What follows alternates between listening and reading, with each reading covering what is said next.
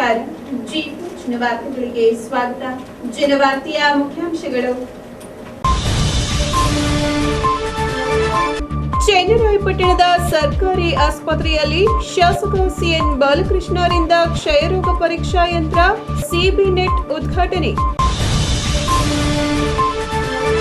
ಮೇಳೆಯಮ್ಮ ಆಧ್ಯಾತ್ಮ ಕೇಂದ್ರದಲ್ಲಿ ಮೇ 8ರಂದು ಲೋಕ ಕಲ್ಯಾಣಾರ್ಥವಾಗಿ ಚಂಡೀಯಾಗ 6,000 ಮಂದಿಗೆ ಸೀರೆ ಕುಪ್ಪುಸ.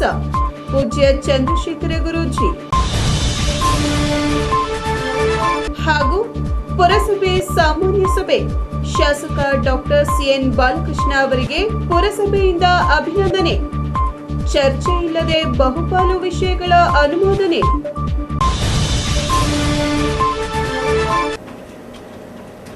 ವಾರ್ತೆಗಳ ವಿವರ. ಚನ್ನರಾಯಪಟ್ಟಣದ ಸರ್ಕಾರಿ ಆಸ್ಪತ್ರೆಗೆ ಕ್ಷಯರೋಗ ತಪಾಸಣಾ ಯಂತ್ರ ಸಿಬಿನೆಟ್ ಬಂದಿದ್ದು ಶಾಸಕರಾದ ಸಿಎನ್ ಬಾಲಕೃಷ್ಣ ಅವರು ಉದ್ಘಾಟನೆ ಮಾಡಿದರು. 24 ಲಕ್ಷ ವೆಚ್ಚದ ಕ್ಷಯರೋಗ ಪರೀಕ್ಷಾ ಯಂತ್ರ ಸಿಬಿನೆಟ್ನ ಉದ್ಘಾಟನೆಯನ್ನು ಶಾಸಕರಾದ ಸಿಎನ್ ಬಾಲಕೃಷ್ಣ ಅವರು ಸರ್ಕಾರಿ ಆಸ್ಪತ್ರೆಯಲ್ಲಿ ಮಾಡಿದ್ದಾರೆ.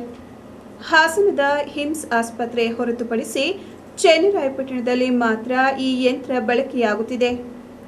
ಶಾಸಕರಾದ ಸಿಎನ್ ಬಾಲಕೃಷ್ಣ ಅವರು ಸಿಬಿನೆಟ್ ಯಂತ್ರದ ಕೊಠಡಿ ಉದ್ಘಾಟನೆ ನಂತರ ಸರ್ಕಾರಿ ಆಸ್ಪತ್ರೆಯ ನೂತನ ಕಟ್ಟಡಗಳನ್ನು ವೀಕ್ಷಿಸಿದರು. ಶಾಸಕರಾದ ಸಿಎನ್ ಬಾಲಕೃಷ್ಣ ಅವರನ್ನು ಇತ್ತೀಚೆಗೆ ಡಾಕ್ಟರೇಟ್ ಪದವಿ ಗೌರವ ಪಡೆದ ಕಾರಣ ಸರ್ಕಾರಿ ಆಸ್ಪತ್ರೆ ವತಿಯಿಂದ ಅಭಿನಂದಿಸಲಾಯಿತು. ಶಾಸಕ ಸಿಎನ್ ಬಾಲಕೃಷ್ಣ ಅವರು ಮಾತನಾಡಿ, ಕ್ಷಯರೋಗದ ಪರೀಕ್ಷಾ ಯಂತ್ರ ಚನ್ನರಾಯಪಟ್ಟಣದಲ್ಲಿ ಕಾರ್ಯಾರಂಭ ಮಾಡಲಿದೆ. ಪ್ರತಿ ಪರೀಕ್ಷೆಗೆ 1,800 ರಿಂದ 2,000 ರು ವೆಚ್ಚ ತಗುಲಲಿದ್ದು ಸರ್ಕಾರಿ ಆಸ್ಪತ್ರೆ ಉಚಿತ ಸೇವೆ ನೀಡಲಿದೆ. 3 ಐಸಿಯು ವಾರ್ಡ್ ನಿರ್ಮಾಣ ಮಾಡಲಾಗುತ್ತಿದೆ. ವಿವಿಧ ಚಿಕಿತ್ಸಾ ಸೌಲಭ್ಯ ವ್ಯವಸ್ಥೆಗೆ 1 ಕೋಟಿ ರು ವೆಚ್ಚ ಮಾಡಲಾಗುವುದು ಎಂದರು.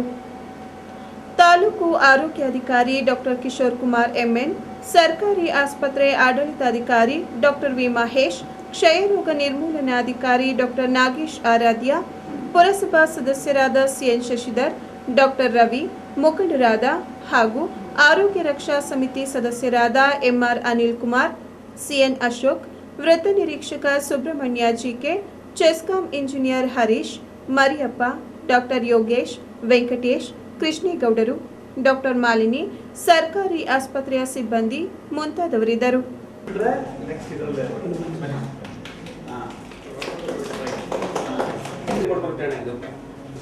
ಇದು ಹಾಸನ ಹಿಮ್ಸ್ ಹಾಸ್ಪಿಟಲ್ ಬಿಟ್ರೆ ಸರ್ ಇದೆ. ನಮ್ಮ ಇಲಾಖೆಗೆ, ಆರೋಗ್ಯ ಇಲಾಖೆಗೆ ಬೆನ್ನೆಲುಬಾಗಿ ನಿಂತು ಪ್ರತಿಯೊಂದು ಹೆಜ್ಜೆಗೂ ಈ ಕೋವಿಡ್ 3 ಅಲೆಗಳಲ್ಲೂ ಕೂಡ ನಮಗೆ ಹೆಜ್ಜೆಗೂ ಸಪೋರ್ಟ್ ಮಾಡಿ, ನಿಮ್ಗೆಲ್ಲರಿಗೂ ಗೊತ್ತಿದೆ ಯಾವ ಥರದಲ್ಲಿ ಅವರು ಸಪೋರ್ಟ್ ಮಾಡಿದ್ದಾರೆ ಅಂತ. ನಾನು ಅವ್ರಿಗೆ ಅದನ್ನೇ ಹೇಳ್ತಾ ಇದ್ದೆ, ನೀವು ಹೆಚ್ಚು ಕಮ್ಮಿ ಡಾಕ್ಟರ್ ಥರನೇ ಬಿಹೇವ್ ಮಾಡಿದ್ದಾರೆ ಸರ್. ಇವತ್ತು ಕೂಡ ಯಾವುದೇ ಹಳ್ಳಿಗಳಿಗೆ ಹೋದ್ರೂ ಅವರು ನಮ್ಮ ಆಸ್ಪತ್ರೆಗೆ ಟ್ರೀಟ್ಮೆಂಟ್ ಮಾಡಿರೋದನ್ನ ನಮ್ಮ ಮೀಡಿಯಾದವರಾಗಲಿ ಅಥವಾ MP ಅವರು ಅಥವಾ ಬೇರೆ ಹೆಚ್ಚಿನ ಹೈಯರ್ ಆಫೀಸರ್ಸ್ ಬಂದಾಗಲೂ ಇವ್ರು ನಮ್ಮ ಚನ್ನರಾಯಪಟ್ಟಣ ಸರ್ಕಾರಿ ಆಸ್ಪತ್ರೆ ಟ್ರೀಟ್ಮೆಂಟ್ ತಗೊಂಡ್ರು ಅಂತ ಅವರೇ ಇಂಟರ್ವ್ಯೂ ಮಾಡಿಸ್ತಿರ್ತಾರೆ. ಅವ್ರ ಹತ್ರ ಅಂಥ ಒಂದು ಸಂದರ್ಭದಲ್ಲಿ ಅವರಿಗೆ ನಿಜವಾಗ್ಲೂ ಡಾಕ್ಟರೇಟ್ ಪದವಿ ಬಂದಿದ್ದಂತೂ ನಮಗೆ ತುಂಬಾನೇ, ಅದು ನಮ್ಮ ಇಲಾಖೆ ತುಂಬಾನೇ ದೇಶದಲ್ಲಿ ಮಾತ್ರ ಇರೋದು.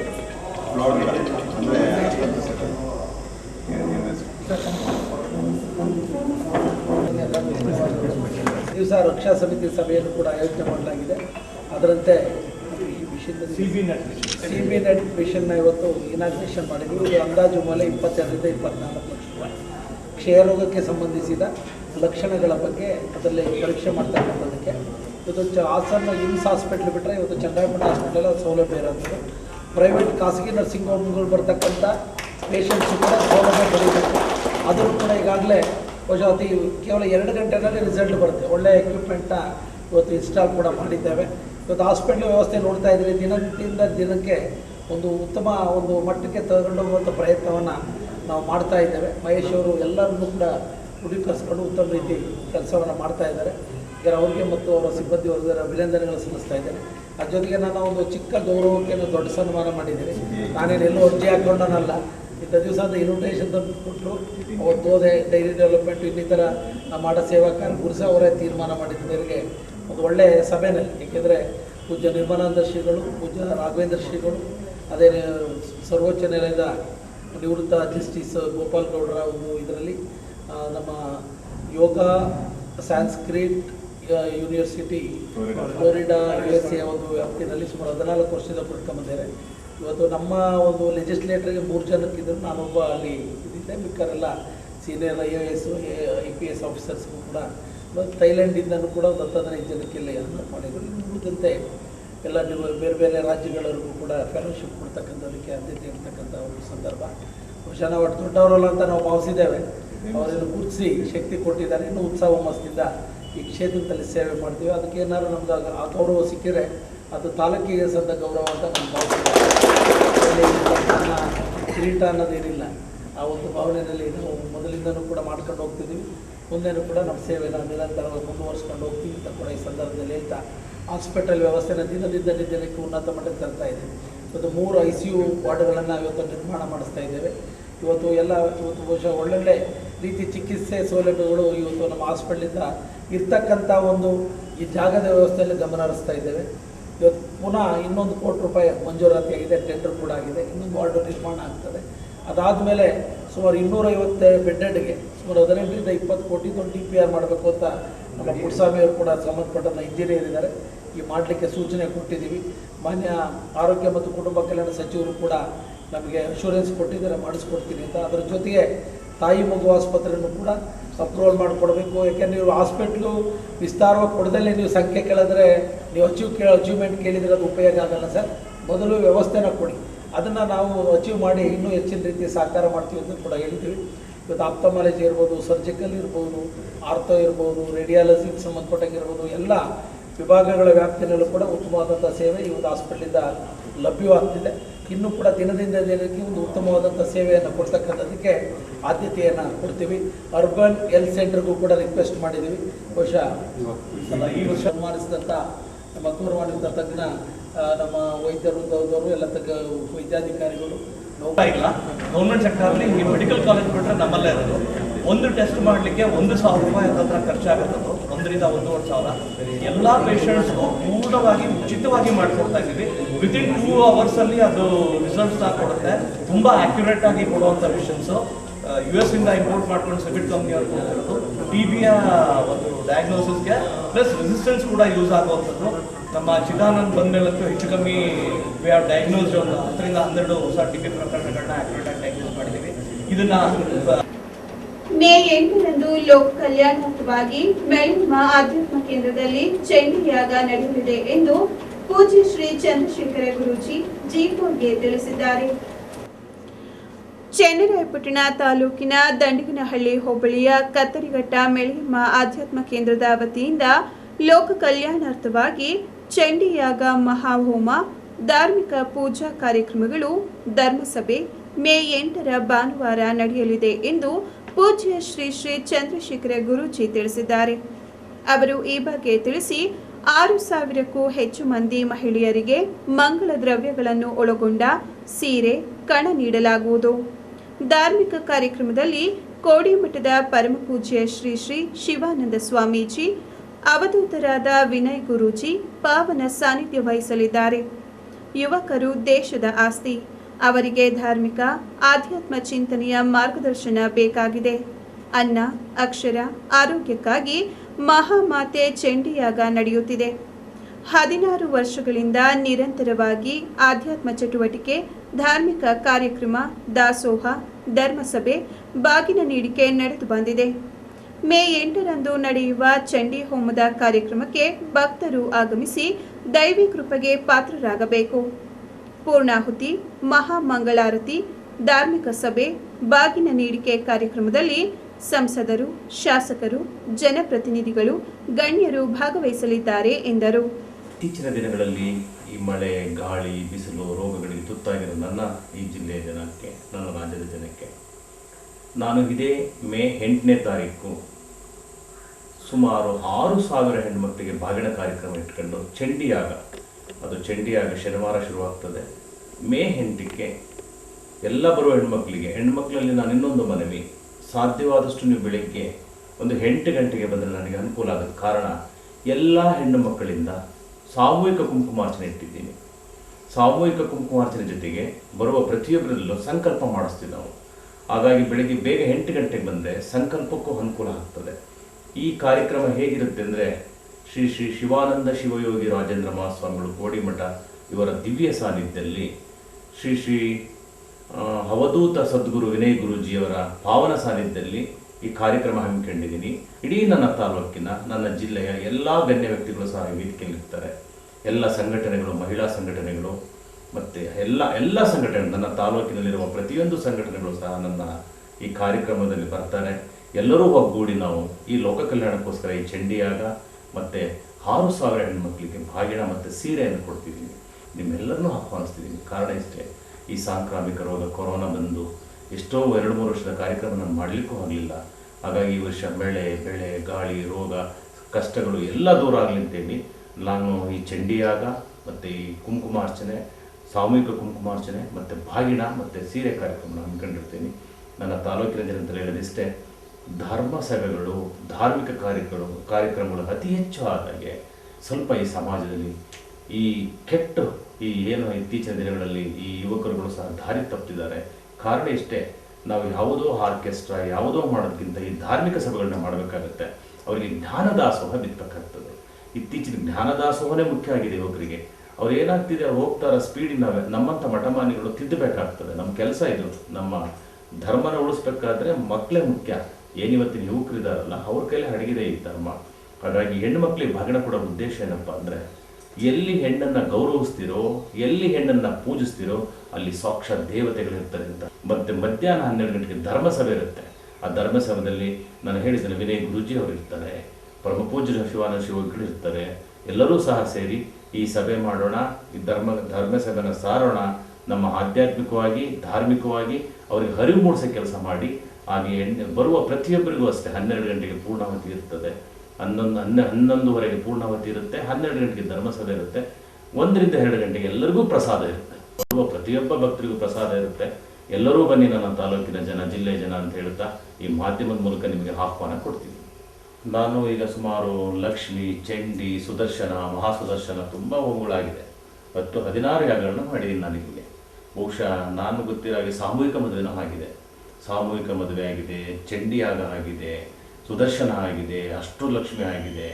ಎಲ್ಲ ಸುಮಾರು 16 ಯಾಗಗಳ ಜೊತೆಗೆ ಇನ್ನು ನನ್ನ ಈ ಉದ್ದಿನ ಪ್ರಯಾಣದಲ್ಲಿ ಹೇಗೆ ನೀವು G4 ನನಗೆ ಒಂದು ಮನವರಿದ್ದಾಗೆ ಈ ಶಾಲೆಗಳನ್ನು ಸಹ, ಎಷ್ಟೋ ಶಾಲೆಗಳನ್ನು ನಾನೇ ದತ್ತುತಾಣ ಸಹ ನಡೆಸ್ತಿದ್ದೀನಿ. ಸಾವಿರಾರು ಮಕ್ಕಳಿಗೆ ಬುಕ್ಸ್ಗಳು, ಅವರು 1-2 ಸಾವಿರಾರು ಮಕ್ಕಳಿಗೆ ಬುಕ್ಸು, ಪೆನ್ನು, ಅವರ ಆಟೋ. ಇತ್ತೀಚಿನ ದಿನಗಳಲ್ಲಿ 2-3 ಶಾಲೆಗಳಿಗೆ ನಾನು ಈ ನಲಿಕಲಿ ಚೇರ್ಗಳು, ಅಲ್ಲಿ ಬೇಕಾದ ಸಲಕರಣೆಗಳು, ಪೀಠೋಪಗಳನ್ನು, ಬೀರುಗಳು ಸಹ ಕೊಟ್ಟಿದ್ದೀವಿ ನಾವು. ಕಾರಣ ಇಷ್ಟೇ, ಎಲ್ಲಿ ಶಿಕ್ಷಣ ವ್ಯವಸ್ಥೆ ಸುಭದ್ರವಾಗಿರುತ್ತೋ ಅಲ್ಲಿ ಸಮಾಜ ಸುಸ್ಥಿತಿಗಿರುತ್ತೆ. ನಾನು ಒಂದೇ ಒಂದು ಕಾರಣಕ್ಕೆ ಇವೆಲ್ಲ ಸಹ ಸಹಾಯ ಮಾಡ್ತಿದ್ದೀನಿ.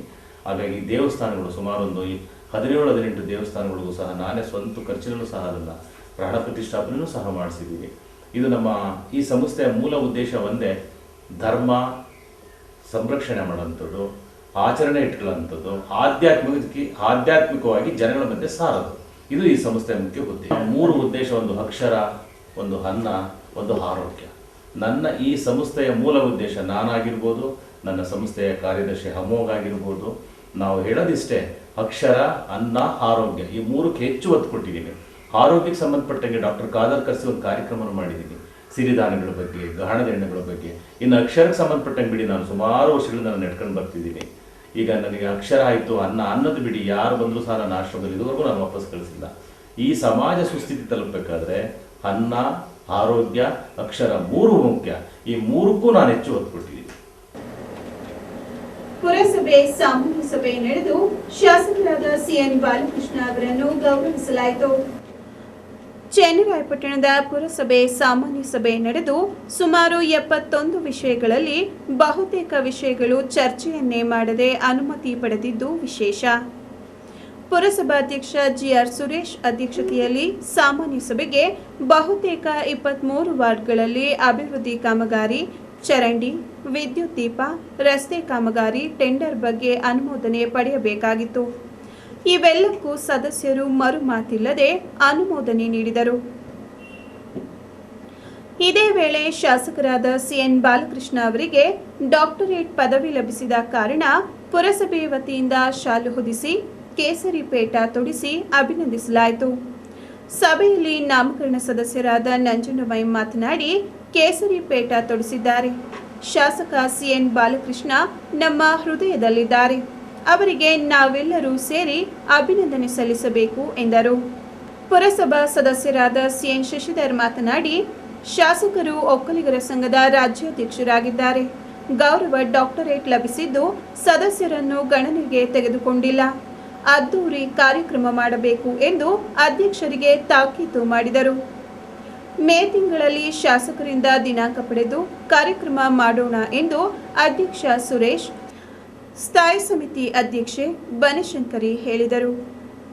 5ನೇ ವಾರ್ಡ್ನ ತಗ್ಯಮ್ಮ ಬಡಾವಣೆಯಲ್ಲಿ ವಿದ್ಯುತ್ ತಂತಿಗಳು ಹಾಳಾಗಿದೆ. ಮಳೆ ಗಾಳಿಗೆ ಮರಗಿಡಗಳು ಬಿದ್ದಿದೆ.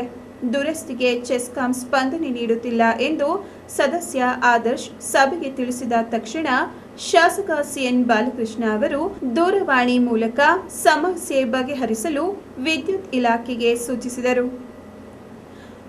ಅಭಿವೃದ್ಧಿ ಕೆಲಸದಲ್ಲಿ 23 ವಾರ್ಡ್ ಸದಸ್ಯರು, ನಾಮಕರಣ ಸದಸ್ಯರು ಕೈಜೋಡಿಸಬೇಕು.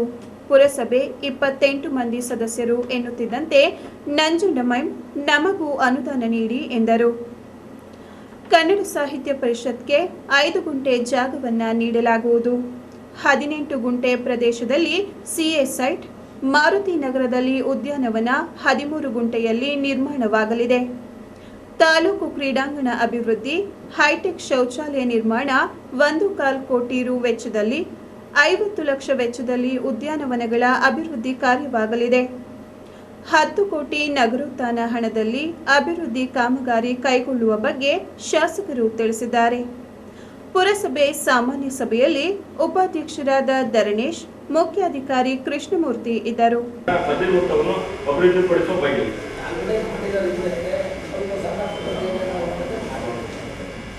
ವಾರ್ಡ್ ನಂಬರ್ 6ರ ಆಶ್ರಯ ಬಡಾವಣೆಯಲ್ಲಿ ಮನೆ ಕಟ್ಟಿಕೊಂಡಿರುವ ಮನೆಗಳಿಗೆ ಹೊಸದಾಗಿ ವಿದ್ಯುತ್ ಕ್ರಮ ಅಳವಡಿಸಿ ಲೈನ್ ಅಳವಡಿಸಿರುವುದು. ಮಂಜುಳಾ ಲೋಯೇಶ್ ಮನೆ ಮುಂಭಾಗದಿಂದ ಕಾಂತರಾಜ್ ಮನೆ ಮುಂಭಾಗ, ಅರುಣ ಮನೆ ಮುಂಭಾಗ, ರೇಣುಕಾ ಲಿಂಗೇಶನ ಮುಂಭಾಗ ಆಗುತ್ತಿರುವ ವಿದ್ಯುತ್ ಲೈನ್ ಕಾಮಗಾರಿ ನಿರ್ವಹಿಸುವ ಬಗ್ಗೆ ಚರ್ಚಿಸತಕ್ಕ ವಿಚಾರ. 2 ಕೊಠಡಿ ಕಟ್ಟಿ ಸುತ್ತ ಕಾಂಪೌಂಡ್ ಎಲ್ಲ ಹಾಕಿ ಊರಿನಲ್ಲಿ ಮೆಂಬರ್ ಬಡಾವಣೆ ಇರ್ಬೋದು. ಇಲ್ಲಿ ಅಟ್ಲೀಸ್ಟ್ ಮುನ್ಸಿಪಾಲಿಟಿಯವರು ಕೂಡ ಇನ್ವಾಲ್ವ್ ಆಗಬೇಕು. ಪಟ್ಟಿನ ನಾವು ಯಾರಿಗೂ ಇದರಲ್ಲಿ ಚೋರಿ ಮಾಡಿ ಅಂತ ನೋಡಿಲ್ಲ. ಮಾಮೂಲಿ ಯಾರು MIG ನಂಬರ್ 28 ಅವರಿಗೆ ಯೂಜಿಗೆ ಲೈನ್ ರಿಪೇರಿ ಇದ್ದು ಇದನ್ನು ತುರ್ತಾಗಿ ಸರಿಪಡಿಸಿ ಹೊಸದಾಗಿ ವಾರ್ಡ್ ನಂಬರ್ 6ರಲ್ಲಿ ಸ್ಲಮ್ ಬೋರ್ಡ್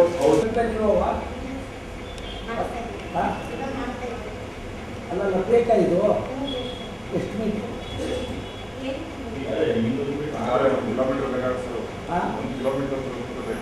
ತುಂಬ ಹೋಗ್ಬಿಟ್ಟಿದೆಯಾ?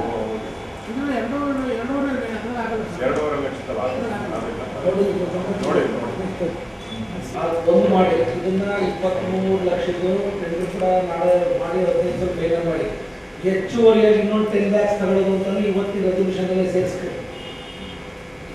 ಏನಾಗಲ್ಲ ಬಿಡ್ರಿ, ಮುಂದಕ್ಕೆ 2 ತಿಂಗಳ ಮೇಲೆ ಮಾಡಿದ್ರು ಅದನ್ನ ನಾವು ಸ್ಲಾಪ್ ಮಾಡಿದ್ದೀವಿ. ಎಲ್ಲರೂ ಸೇರ್ಕೊಂಡು ನೀರೇ ಬರ್ತಾ ಇಲ್ಲ.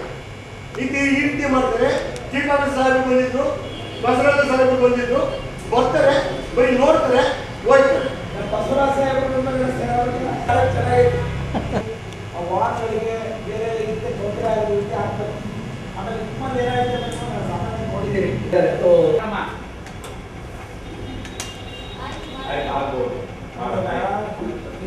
5 ಕೋಟಿನಲ್ಲಿ 3 ಕೋಟಿ ನಮ್ಮ ಹಳೆ ಏನು ನಮ್ಮ ಕೋರ್ಟ್ ಬಿಲ್ಡಿಂಗ್ ಇದೆ, ಅಲ್ಲಿ ಹೊಸ ಕಟ್ಟಡ ಕಟ್ಟಬೇಕು ಅಂತ ತೀರ್ಮಾನ ಮಾಡಲಾಗಿದೆ.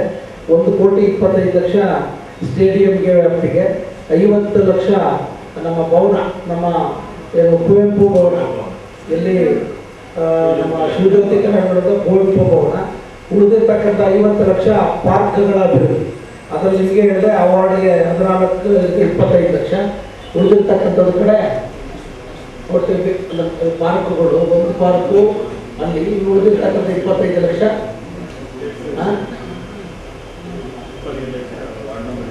ವಾರ್ಡ್ ನಂಬರ್ 22 3 ವಾರ್ಡ್ ವ್ಯಾಪ್ತಿನಲ್ಲಿ ಬರ್ತಕ್ಕಂಥದ್ದು 25 ಲಕ್ಷ, ಸರಿನಾ? ಒಟ್ಟು 55 ಕೋಟಿ ಆಯಿತು. ಇದೆಲ್ಲ ಟೆಂಡರ್ ಕರೀಲಿಕ್ಕೆ ಗಮನ ಹರಿಸಿದ್ವಿ. ಅದ್ರ ಜೊತೆಯಲ್ಲಿ ಆ ಪೂರ್ಣಿಮಾ ಟರ್ಮಿನಲ್ಸ್ ಪಕ್ಕದಲ್ಲಿರ್ತಕ್ಕಂಥ ಏನು ಜಾಗ ಇದೆ ಅದನ್ನು ತೆರವುಗೊಳಿಸಿ ಅಲ್ಲಿ ಕಟ್ಟಡನ ವಾಣಿಜ್ಯ ಮಳಿಗೆ ನಿರ್ಮಾಣ ಮಾಡಲಿಕ್ಕೂ ಕೂಡ ಹಣ ಎಷ್ಟಿದ್ದೀವಿ ಸರ್? 3 ಕೋಟಿ ಹಣ ಅದಕ್ಕೆ ಎಲ್ಲ ಡೆಪಾಸಿಟ್ ಬಂದಿರತಕ್ಕಂಥದ್ದೆಲ್ಲ ಕೂಡ ಕಾಯ್ದಿರಿಸಿದೆ. ಅದು ತಮ್ಮ ಸಭೆ ಗಮನಕ್ಕೆ ಬರುತ್ತೆ. ಇದನ್ನು ಅತಿ ಕೂಡಲೇ ಟೆಂಡರ್ ಮಾಡಿ ಅದನ್ನು ಕಾಮಗಾರಿನ ಇವತ್ತು ವಿಶೇಷವಾಗಿ ಪ್ರಾರಂಭ ಆಗಬೇಕಾಗಿದೆ. ಆಮೇಲೆ ಜೊತೆಗೆ ಲೈಟಿಂಗ್ಸು ನಿಮ್ಮ ಬೇಡಿಕೆಗೆ ಅನುಗುಣವಾಗಿ ಪೂರ್ಣ ಪ್ರಮಾಣದಲ್ಲಿ ಒದಗಿಸೋಣ ಎಲ್ಲ ವಾರ್ಡ್ಗಳು. ಏನು 23 ಲಕ್ಷ ಖರೀದಿ ಮಾಡಿದ ಮೇಲೆ ಆ ಭೌಗೋಳಿಕವಾಗಿ ಒಂದು ನೋಡಿಕೊಂಡು ಯಾವ್ಯಾವ ವಾರ್ಡ್ಗೆ ಏನು ಗಮನ ಹರಿಸ್ಬೇಕು ಮತ್ತೊಂದು ಮಾಡೋದು. KEBಗೆ ಸಂಬಂಧಪಟ್ಟಂಗೆ ನಮ್ಮ ವಾರ್ಡ್ ನಂಬರ್ 5 ಆದರ್ಶ ಅವರು ಹೇಳಿದ್ದಾರೆ, ನಾಳೆ AWE ಅಧ್ಯಕ್ಷರು ಅವರೆಲ್ಲ ವಿಸಿಟ್ ಮಾಡಿ ಅದಕ್ಕೆ ಏನು ಸಹಕಾರ ಮಾಡಬೇಕು ಅದು ಕೂಡ ಮಾಡೋಣ. ಇವತ್ತು ಅದ್ರ ಜೊತೆಯಲ್ಲಿ ಮೇ 1ನೇ ತಾರೀಕು ಕಾರ್ಮಿಕ ದಿನಾಚರಣೆ ದಿವಸ ಅವರಿಗೆ ಎಲ್ಲ ಹೆಲ್ತ್ ಕ್ಯಾಂಪು ಮಾಡುವಂಥದ್ದು ಕೂಡ ಇವತ್ತು ಮಾಮೂಲಿ ಆಚರಣೆ ಮಾಡ್ತೀವಿ. ಅದಕ್ಕೆ ಪೂರಕವಾಗಿ ಅವರಿಗೆ ಹೆಲ್ತ್ ಕ್ಯಾಂಪ್ ಮಾಡ್ತಕ್ಕಂಥದ್ದು ಕೂಡ ಪ್ರಮುಖವಾದಂಥದ್ದು. ಇನ್ನೊಂದು ಹೊಸ ಲಾರಿ ಬಂದಿದೆ, ಸುಮಾರು ಎಷ್ಟು ಲಕ್ಷ ರೂಪಾಯಿ? 30 ಲಕ್ಷ ರೂಪಾಯಿ ಲಾರಿ. ಎಲ್ಲ ಅದು ಕಾಂಪ್ಯಾಕ್ಟ್ ಇರೋದ್ರಿಂದ ನೀವು ಆಟೋಗಳೆಲ್ಲ ವೇಸ್ಟ್ ಆಗಿ ಹೋಗ್ಲಿಕ್ಕೆ ಅಗತ್ಯತೆ ಇಲ್ಲ. ಇಲ್ಲೇ ಒಂದು 2 ಪಾಯಿಂಟ್ ಕಸನಲ್ಲಿ ಸುರಿದ್ರೆ ಆ ಲಾರಿ ಅದನ್ನು ಕಲೆಕ್ಟ್ ಮಾಡ್ಕೊಂಡು ತಗೊಂಡು ಒಂದು ಲಾರಿ ಮಾತ್ರ ವೇಸ್ಟ್ ಆಗಿ ಹೋಗುತ್ತೆ. ಅಲ್ಲೋ ಮೇಡಮ್? ಆಮೇಲೆ ಮೊನ್ನೆ ಮೇಡಮ್ ವೇಸ್ಟ್ ಆಗಿ ಹೋಗಿದ್ದೆ, ಬಹುಶಃ ವಾಟ್ಸಪ್ಪಲ್ಲಿ ಹಾಕಿದ್ದೆ ನೋಡಿ. ಅದು ಸ್ವಲ್ಪ ಕೆಲವು ಕಡೆ ಲೇಬರ್ ಸ್ಪರ್ಧೆ ಆಗಿದೆ ಅಂತ ಮಾಹಿತಿ ತಿಳ್ಕೊಂಡೆ. ಕೊನೆಯಲ್ಲಿ ಮತ್ತೊಮ್ಮೆ ಮುಖ್ಯಾಂಶಗಳು. ಚೆನ್ನರಾಯಪಟ್ಟಣದ ಸರ್ಕಾರಿ ಆಸ್ಪತ್ರೆಯಲ್ಲಿ ಶಾಸಕ ಸಿಎನ್ ಬಾಲಕೃಷ್ಣರಿಂದ ಕ್ಷಯರೋಗ ಪರೀಕ್ಷಾ ಯಂತ್ರ ಸಿಬಿನೆಟ್ ಉದ್ಘಾಟನೆ.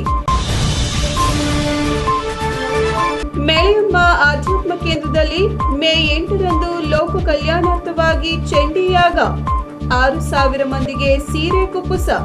ಪೂಜ್ಯ ಚಂದ್ರಶೇಖರ ಗುರೂಜಿ.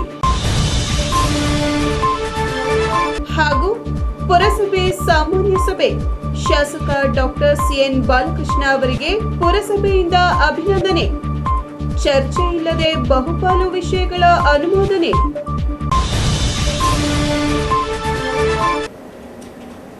ಇದರೊಂದಿಗೆ ವಾರ್ತಾ ಪ್ರಸಾರ ಮುಕ್ತಾಯವಾಯಿತು. ಮತ್ತೆ ನಿಮ್ಮ ಭೇಟಿ ಮುಂದಿನ G4 ವಾರ್ತೆಯಲ್ಲಿ. ವಂದನೆಗಳೊಂದಿಗೆ ರಮ್ಯಾ.